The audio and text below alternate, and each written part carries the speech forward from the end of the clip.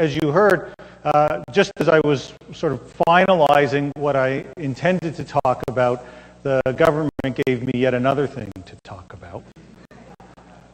And so, at a conference devoted to things about fact and fiction and rhetoric that is often used, I think you'd be hard-pressed to come up with a better example of the kind of rhetoric that has often been used, particularly around legislation that will have an impact, certainly on kids, but on everybody, particularly from a digital perspective, than what is often referred to as lawful access.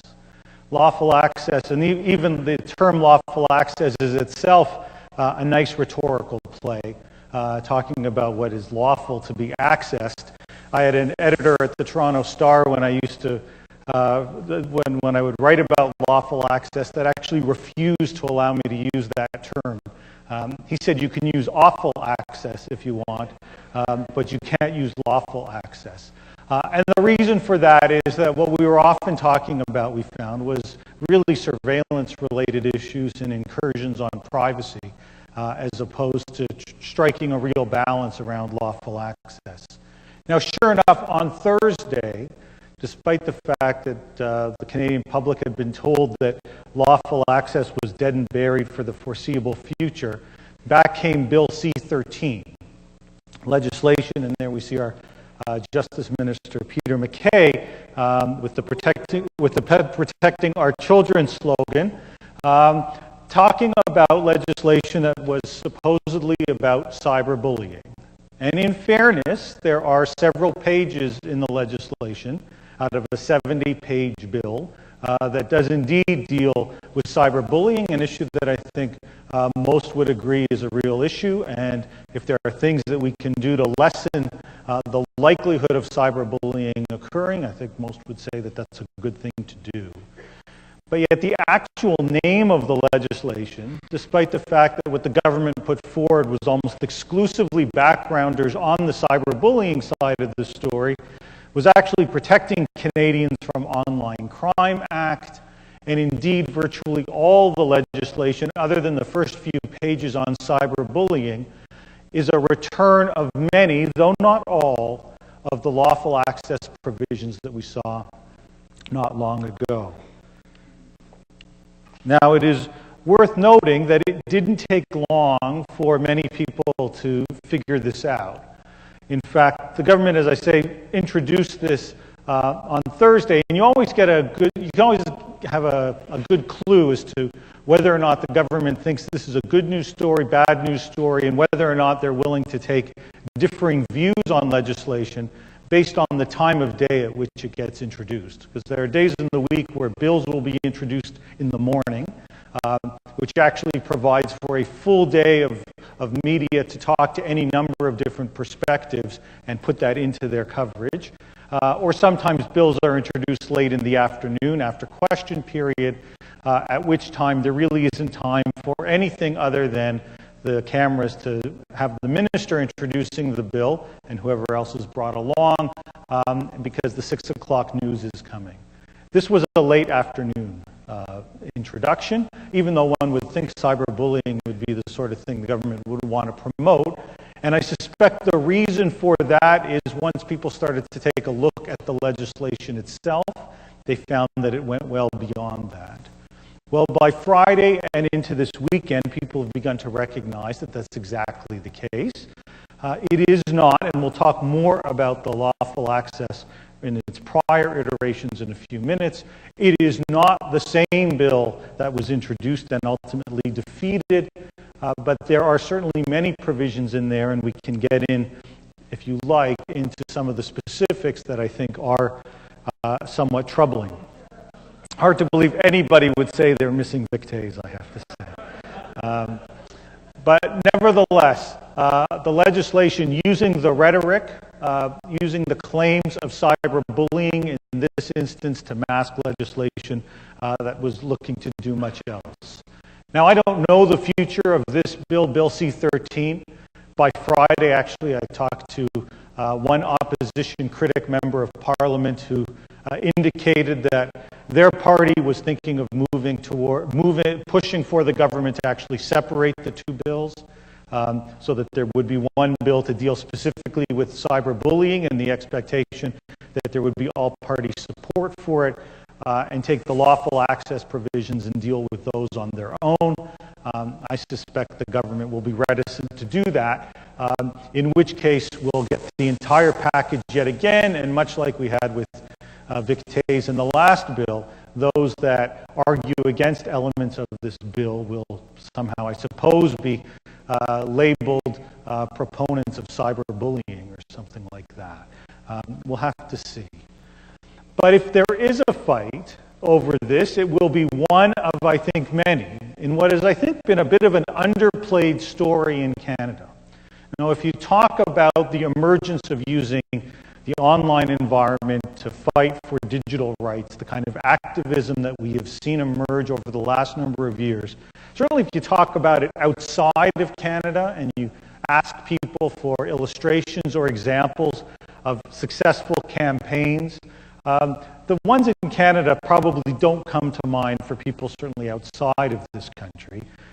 If you ask people in the United States, what they're most likely to think of is this page here, which was the fight against SOPA, the Stop Online Piracy Act in the United States from a couple of years ago, copyright legislation that would have had a significant and dramatic impact on the internet in the United States, and actually the impact would have been felt not just in the United States, but by internet users around the world.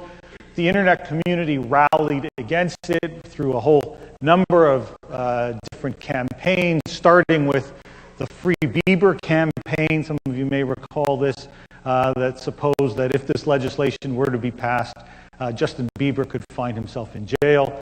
It was never really clear whether or not that was for or against the legislation, I have to admit, but it at a minimum succeeded in getting a lot of people engaged on the issue and at least aware of this legislation. But what really turned the tide was this page here. This was the Wikipedia page that appeared one January morning. My son came down actually and was looking something up. I assume he was trying to get his homework done really late that morning, and was saying, you know, Dad, I was looking and this is the page, Wikipedia isn't up. Instead I'm seeing this page here about imagining a world without free knowledge. He was one of about 160 million people, or at least 160 million times that this page was accessed over a 24-hour period, which tells us a lot of just how dependent we've become upon a crowdsourced source of knowledge like Wikipedia that many said could never really exist or be reliable. And yet when Wikipedia took the steps to say, we're going to black out because we're fearful about what this legislation might mean for our ability to operate, many began to take notice. And certainly from a political perspective, they did.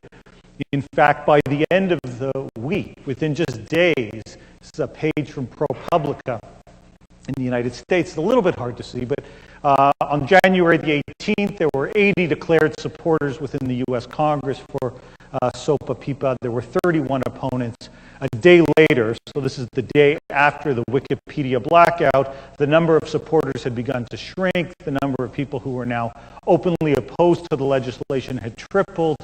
And by the end of the week, a legislation that was the number one lobbying priority of what many would regard as the number one lobby group in the United States, involving the pharmaceutical industry, big pharma, Hollywood, as well as the recording industry, had found that piece of legislation dead. You don't kill legislative initiatives from groups as powerful as that, and yet that's exactly what happened in the SOPA context. And so certainly in the United States, that's what would come to mind. In Europe, they'd probably think about what happened with respect to ACTA, the Anti-Counterfeiting Trade Agreement, of which we were a part, and which came out again, played out immediately actually after SOPA. ACTA was a battle, and who could be against an anti-counterfeiting trade agreement except for an agreement that would have significant implications for individual privacy, for the delivery of generic pharmaceuticals, and for a range of other kinds of issues. The agreement gets signed in 2001. That's Ed Fast, our international trade minister, signing on behalf of Canada. You can see many of the other flags up there of countries that did sign, many from Asia and the United States. There are no European flags there, though, and that was not because they hadn't participated in the discussions and negotiations they had. They actually had agreed to it, but largely for administrative reasons, the EU, with so many member states, wasn't in a position to sign yet. As it happened, most, though not all, there were 5 countries that didn't sign, but most of the countries signed about a week after the Wikipedia blackout that I showed you a moment ago.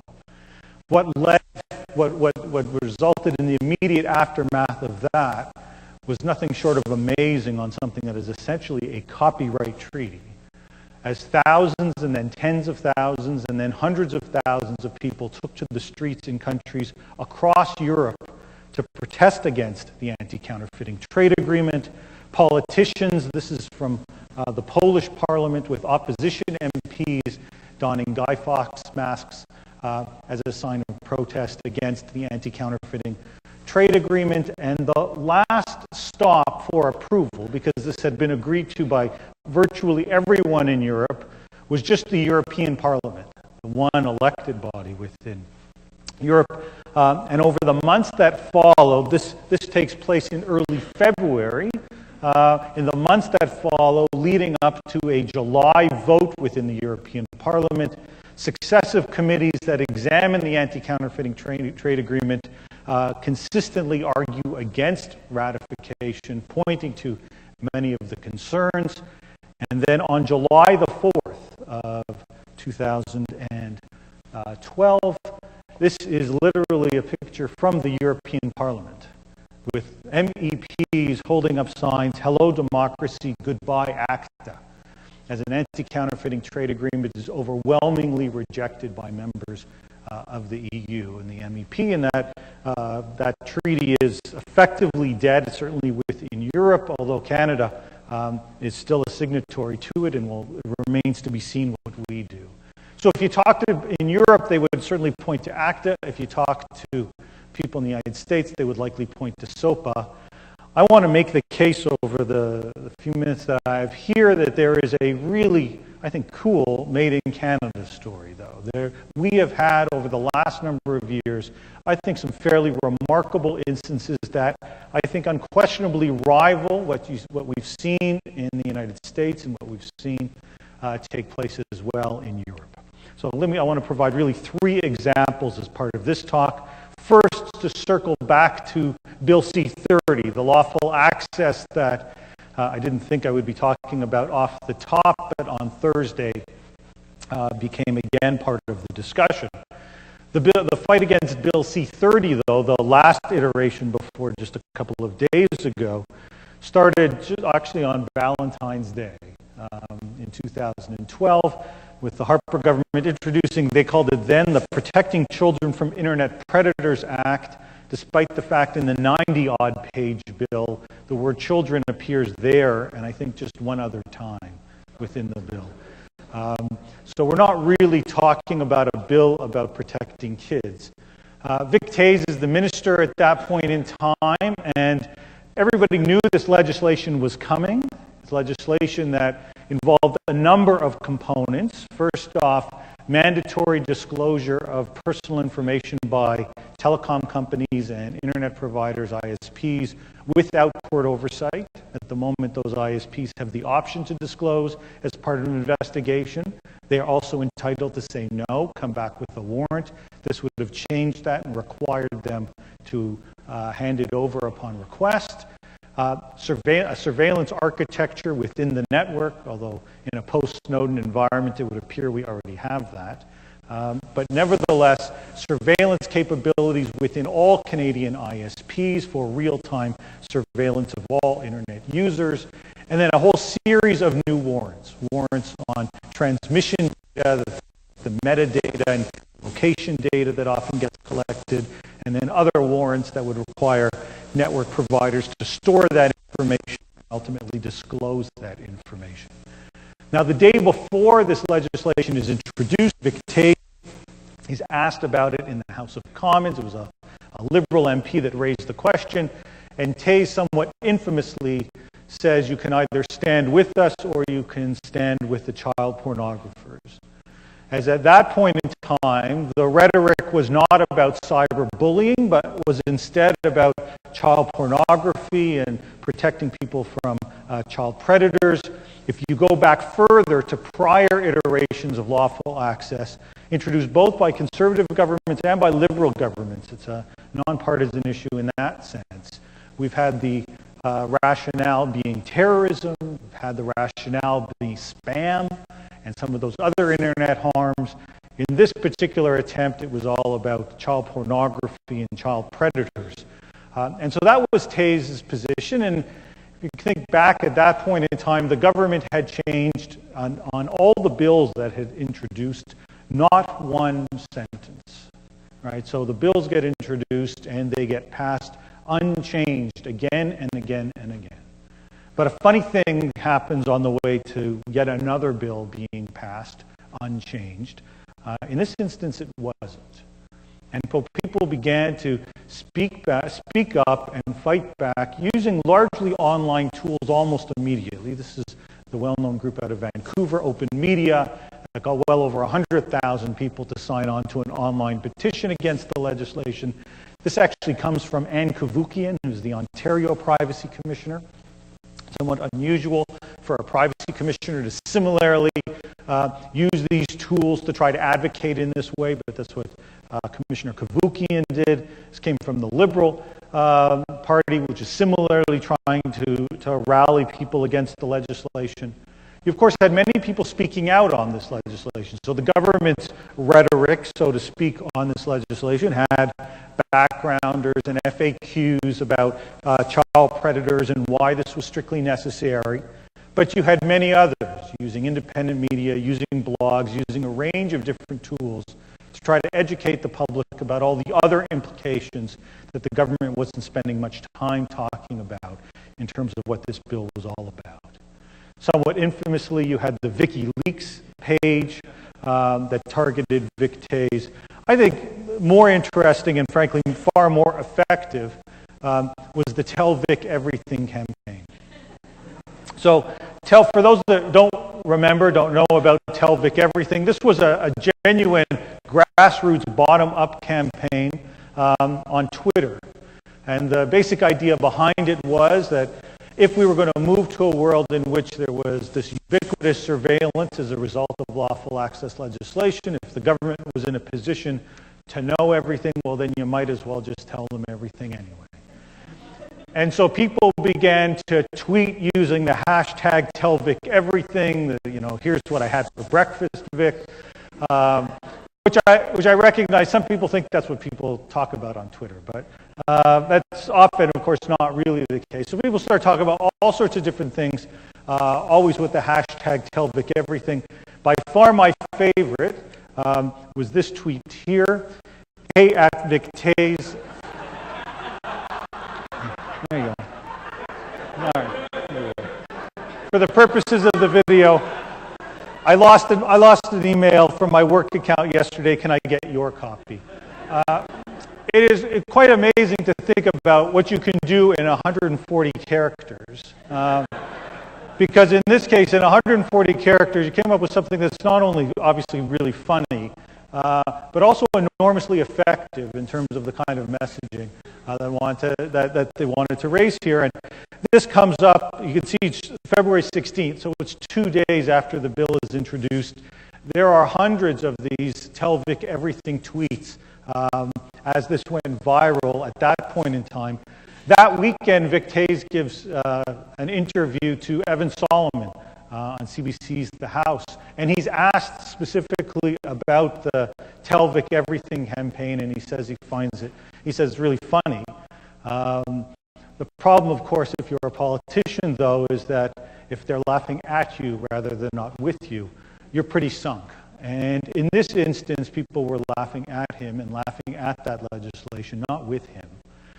Within 2 weeks, the government decided to hit the pause button, so to speak, on this legislation, and it wasn't coming back. Note, and it's a little tough to see, I noted it actually just as I was reviewing this for one last time, the banner up at the top there, protecting children from internet, and I assume it's predators, at the bottom where you've got Nicholson and Vic Tays in front. And so at least the government can't be accused of recycling some things.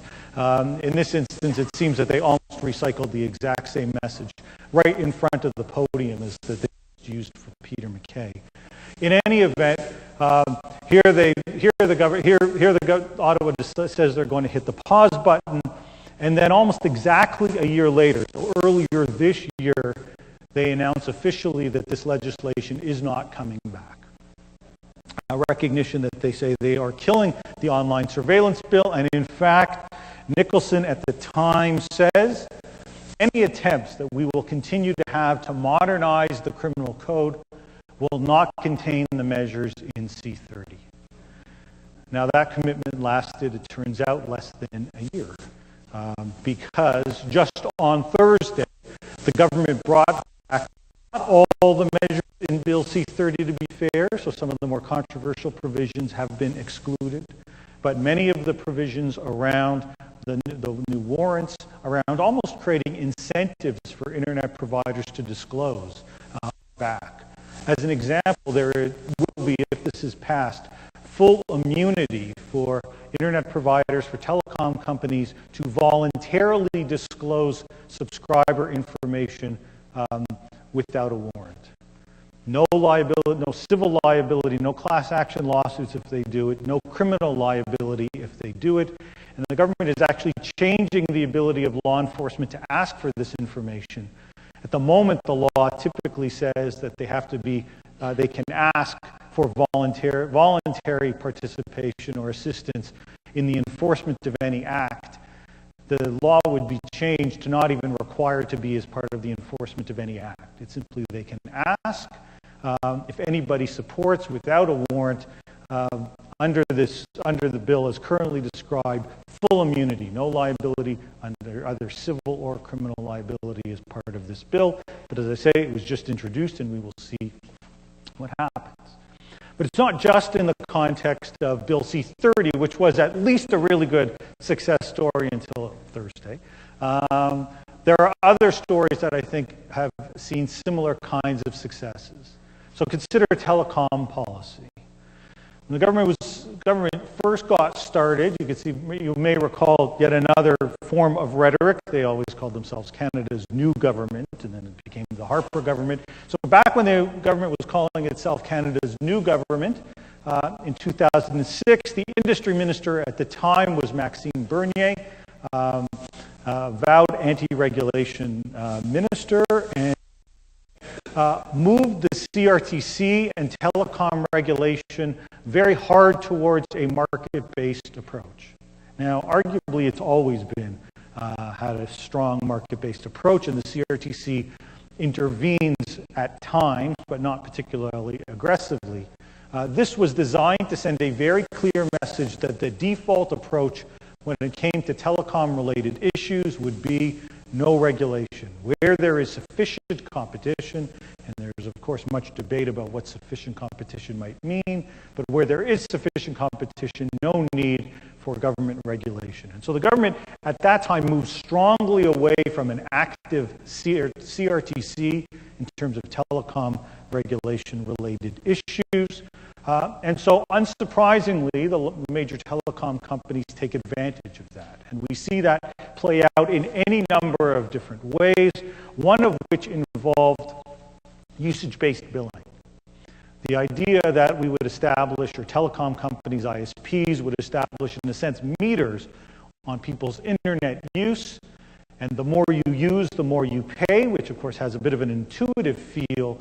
And yet the reality is there's the danger of anti-competitive uses of this. There was a complaint actually filed just this week against Bell, with someone noting that if you were using Bell's wireless services for online video, if you use Bell's own content, the content they now own via their purchase of CTV, 5 gigabytes worth of that video would cost you, I think it's $5. is their deal. If you happen to try to get it from a competitor, say Netflix, that same 5 gigabytes costs you $40. And so there's real concern about that kind of misuse. Usage-based billing can be used and also as a disincentive to use, create large caps in a sense for some of your own content. There was also a real concern with the implementation of usage-based billing that many independent ISPs that often use part of the network from an established player like a TELUS or a Bell would find themselves unable to fully compete, as UBB, usage-based billing, would be used to limit their ability to compete on price as compared to some of the more established players. Now, once again, we've got a government that had established clear mandate to the CRTC. Its market forces is the preferred approach. And so unsurprisingly, in that context, CRTC approves the usage-based billing. And yet, once again, a funny thing happens on the way to that. In this instance, it's actually Open Media's first big campaign where they have this Mind the Cap petition, a petition that generates ultimately more than 500,000 users, people signing on to this petition. And I was on a panel, I can say, just a couple of weeks ago. It was the ISP Telecom Summit in Toronto. Maybe I can't keep track of the dates anymore. It was within the last couple of weeks. Sitting on a panel with someone who was at the time, the industry minister at that time was Tony Clement, and it was a senior advisor to Clement. And he told the entire conference that the reaction that they received to usage-based billing, much of it generated through this campaign, was unprecedented in the government's history. They simply had never received that many responses from genuine individual IP addresses as they did on usage-based billing. And we can debate whether or not this ought to be the campaign that trumps them all, caps on internet services, but nevertheless, for whatever it's worth, this was the one that did it. In fact, the protests were not just online, but there were people that took to the streets. This was in Montreal. There were some here in Toronto that rallied against it as well. And once this really began to take hold, as the thousands and hundreds of thousands of people sign on and the media begins to cover the story, the industry minister Clement, within a couple of days, ultimately says to the CRTC, you're going to have to overrule this decision. And so sure enough, the CRTC decides about a month later, say, well, you know what, we'd like to take a new look at the decision that we just passed. We just handed down, and they ultimately renew hearings and ultimately make changes to their UBB approach. Now, if this was just a story on telecom and UBB, I suppose it would be interesting enough that they were able to generate this kind of interest and have this impact. But in many ways, I'd make the argument that the real story of UBB is not what happened on UBB, but rather what happened next. Because this government went from a government that was of the view that market forces ought to prevail when it comes to telecom, to in a post-UBB environment coming to the realization that these sorts of telecom issues, basic connectivity, which is so crucial for everyone across the country, was a key voter issue. They see it in terms of being a pocketbook issue, one that people are willing to vote on, one that people would clearly be willing to engage on. And so what we have seen since is a truly complete reversal of where the government was at only a few years ago when it comes to telecom policy. The CRTC now has made very clear in terms of its priorities for the next number of years. It's consumers and access that sit at the very top of its priorities, and that comes from the new chair, Jean-Pierre Blais. They've implemented that in a number of different ways, and the government's been on side with this. One is the wireless code that takes place formally takes effect in the next couple of weeks. One of the big issues people were frustrated with was the 3-year contracts on wireless. There now is effectively a two-year limit on contracts. As any contracts that's longer, people can get out without any penalty whatsoever under the wireless code. And all the carriers are shifting to 2-year contracts, virtually they're all there, and if they're not by December 2nd, they have no choice but to be there. CRTC also announced just over the last that they're going to scrutinize roaming rates. So one of the big frustrations for consumers are the costs of roaming. CRTC taking a look at that roaming issue, and lo and behold, within weeks of the CRTC announcing an investigation into roaming, Bell and Rogers and some of the other wireless providers cut some of their roaming fees in half. Suddenly now there was all sorts of room to cut those fees, and so U.S. roaming fees have dropped in half just over the last number of months in the immediate aftermath of the prospect of regulation in the area. Of course, perhaps most infamously, we had this past summer the battle over the potential entry of Verizon into the country, with the large big three telecom companies arguing for a fair playing field, the government going to battle to try to to argue that they were going to maintain the ability for foreign entrants like Verizon to enter into the country, Verizon choosing ultimately not to do so. And regardless of your views on whether that was a good thing or a bad thing, what's undeniable is that the government has at a minimum tried to position itself as a pro-consumer government when it comes to those kinds of issues. When it comes to telecom, it has changed completely, and the driver behind that on telecom and then now increasingly on television as well. How many people would have thought that a throne speech would actually make a commitment to pick and pay television channels? Yet this one has, in part because the government looks at telecom policy and increasingly broadcast policy as a core consumer issue. I would argue that this didn't just happen, Stephen Harper didn't just wake up one day and decide that people needed cheaper roaming fees. What happened was UBB. When 500,000 Canadians began to speak up, and from a political perspective, there was a realization that this was an issue that people would become actively engaged on. And finally, there's copyright, the issue that in certain respects has changed already. This legislation is already passed, and I want to quickly walk you through the dynamics that changed on copyright as well. My starting point would be in 2004, and I'll go quickly, I promise. We could probably go earlier on, but 2004 represents, I think, in many ways the high watermark in terms of what I would describe as a more maximalist, more and more protection is what copyright is all about approach. It's an approach that I don't think represents the interests of users very well. Frankly, I think it's an approach that doesn't represent the interests of creators very well either. But what you do have is many of the large intermediaries, the movie industry, the record industry, on those distributor labels, by and large arguing for very strong protections, locking down of content in some instances, using digital locks and the like to lock those things down.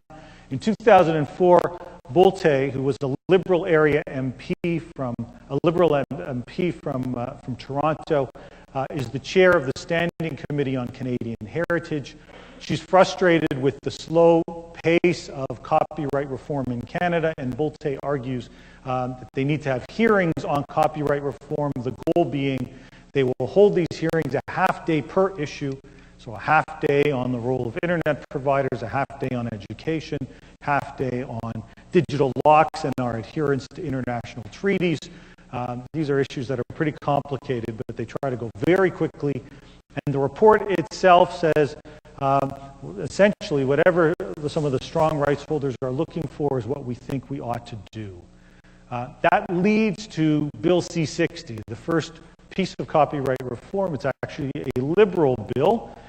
And if we take a look at what it contained, and we'll trace the evolution of copyright over the number of years, if we take a look at what it contained, there's nothing on the flexibilities that might be inherent within within copyright, such as fair dealing or consumer-related exceptions, certainly not internet exceptions, nothing on statutory damages that have led up until the most recent reforms, consumers or others to face the prospect of millions in liability over some infringements.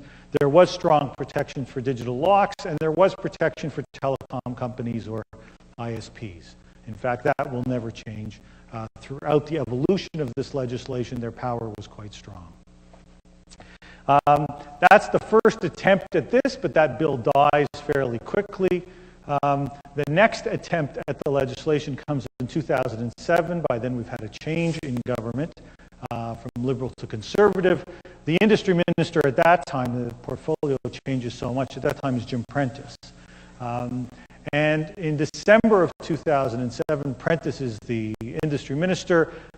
This is the notice paper notifying that there will be a copyright bill introduced. That goes up on a Friday, the expectation being that the legislation will be introduced the following week. It was supposed to be on the Tuesday. And yet, quite amazingly, it wasn't. The reason for that had a lot to do with this Facebook group here, which I must admit, by today's standards in 2013, the notion that a Facebook group would have any sort of impact seems kind of quaint. But nevertheless, back in 2007, I started this Facebook group about a week before that appearance on the notice paper, knowing that the legislation was coming and looking to use this relatively new social media tool. It wasn't new in 2007, but it was still just at that hockey stick growth stage with many Canadians on board, to use that as a tool so that people could know more about the legislation and would have the ability to speak out about it. A few people start joining, 1,000 after one day, then 2,000, 10,000 after the first week. It ultimately grows to about 90,000 people, and there are local area chapters, about 20 of them across the country, some of whom have more than 1,000 or so members as well, out of a Facebook group. That's not a lot, again, by today's standards, but at that point in time, the government had a hard time figuring out what to make of some of these social media campaigns. Now, it wasn't just Facebook. I blogged about it, as did others, created YouTube videos about this sort of thing. And as it happens, Prentice was holding a holiday party that weekend. So this went on the notice paper on, I think it was Thursday or Friday, but this Facebook group that whole week had begun to sort of take off. And with Prentice's holiday party that Saturday at his office in Calgary, I blogged about it, so did others, saying that if you were in the area, you might want to spread some holiday cheer. And talk about a piece of legislation that, as I say, hadn't even been introduced yet. In fact, many people showed up. There was about 50, 60 people that did show up, including some that drove from Edmonton down to Calgary, just for a couple of minutes with the minister to express concern, as I say, about a bill that hadn't been introduced. In the week that followed, yeah, thanks, especially if you showed up. So the bill hadn't been introduced yet. The media begins to pick up on the story. First, the trade press, talking both about the activities and the engagement that people were having, then the national press, and then ultimately the decision to delay the legislation. And so the government was to have introduced it on the Tuesday. They choose not to. Then it was going to be introduced on the Thursday, which was the last day that the House was sitting in that session before the holiday break. And again, they blink and choose not to. I'm often fond of this slide with two headlines from the Globe that I frankly never thought we'd see. The Ottawa accused to caving into Hollywood on copyright appeared on the front page of the Globe one Saturday morning. It was actually the Canadian Library Association. So shout out to the librarians who held an event on Parliament Hill that day before. And it might have been a slow news day, admittedly, but nevertheless, the notion that this is the kind of coverage that we'd get on the front page of the Globe was, I think, somewhat unexpected, to say the least. The other piece with the headline that I like to say I can never convince my wife or my kids of, how did copyright become cool? Because it seemed, at least for a brief period of time, that people were actively engaged on the issue. Now, 6 months later, I should say, the legislation does come back. And if we take a look at it, and I'm honest about it, not all that much changes. So almost nothing changes. In fact, the only thing that does change is a minor tweak on statutory damages, where the government creates a cap of $500 for potential liability for teenagers and others that might download One of the ministers is asked, well, what happens if someone uploads an infringing YouTube video? Does this apply here? The answer is no, it doesn't. The full liability of up to $20,000 per infringement would still apply. And so it was kind of gimmicky, and it didn't really work. And so what happened was, once again, thousands of Canadians spoke out. Industry Canada receives more than 30,000 physical letters within 3 weeks of this legislation having been introduced. This is as we're heading into the summer. It's introduced in June. Throughout the course of the summer, the groups begin to come together and to rally and speak out. And this is genuine grassroots activity. This is the local area Facebook group here in Vancouver. And I always found it quite interesting. I mean, this is just people who found one another through Facebook, found a place in their communities where they could meet. Someone took it upon themselves to create an agenda and to report out and begin to find ways to engage and speak out. It wasn't just on Facebook. This was the group in Montreal that created a wiki-based version of the same kind of thing. Who are the local MPs? What are the kinds of things that you might speak out about? We used Google Maps to highlight media coverage. In this case, red was negative, yellow was neutral, and blue was positive. And so the media coverage of the bill was really negative. Used Google Calendar to highlight all these local events so people could see what was taking place. There was even swag, like T-shirts and mugs, which I must admit my wife would like me to get rid of at this point in time out of the closet. But nevertheless, we've got an assortment of T-shirts, things like fair copyright for Canada. There was a YouTube contest, C61 in 61 seconds, inviting people to create a video that was 61 seconds long, talking about the problems with the legislation. And people like Ann Kavukian and Stephen Page from the Bare Naked Ladies were some of the judges. And what we found from all of this was MPs, Conservative MP Bruce Stanton from Orillia, Suk Dhaliwal, an MP at the time, Liberal MP in BC, held town hall meetings that summer on copyright. As multiple MPs told us that over the course of that summer, copyright was one of the top 3 issues they heard about all summer long. Now note that there is no big companies behind any of this. There is no truly organized campaign behind any of this. It is simply Canadians speaking out, using these tools as a mechanism to do so. That bill dies with yet another election campaign, and the government's first move when it comes back is not to bring the bill back, but instead to say we're going to hold a consultation on the issue.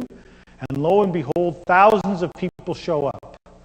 Many government consultations are such that, frankly, relatively small numbers of people participate. In this case, they got more than 8,000 submissions, which for a government policy consultation is off the charts. And I'm not going to say the government listened to all of it, but they certainly listened to some. And so when they introduced their new legislation, not again back to this issue of rhetoric and facts and fictions when it comes to marketing of legislation, they registered, as you could see, the domain name or used the domain name balancedcopyright.gc.ca, and the whole messaging behind this was that this was a balanced copyright bill. Government becoming more engaged. In fact, Tony Clement took to Twitter to directly answer questions from anyone within hours of the bill having been introduced. So James Moore took a somewhat different approach. A couple of weeks later, he was speaking to a group representing some of the major IP lobby groups, in which he urged people to fight back against the radical extremists who said that opposed this legislation, urging them to speak out, whether it was in social media, in the media, in the regular media and press, wherever it happened to be. Other groups spoke out as well. Writers groups spoke out against the legislation using Facebook. They were upset with it. There was a counter to the Facebook group that the Fair Copyright for Canada. This is Balanced Copyright for Canada, that was started by the major music labels, with trying to argue for the same sort of thing. So you had lots of groups using social media in an effort to try to engage on this. And what we ultimately end up with in the bill is a bill that didn't change, frankly, quite much from when it was introduced, but it changed dramatically from where we were at a few years earlier.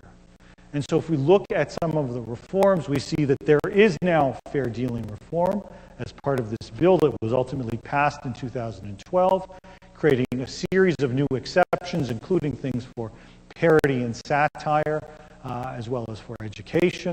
There are a series of new consumer exceptions, things like time shifting, which would essentially be recording of television shows, making backup copies, or format shifting.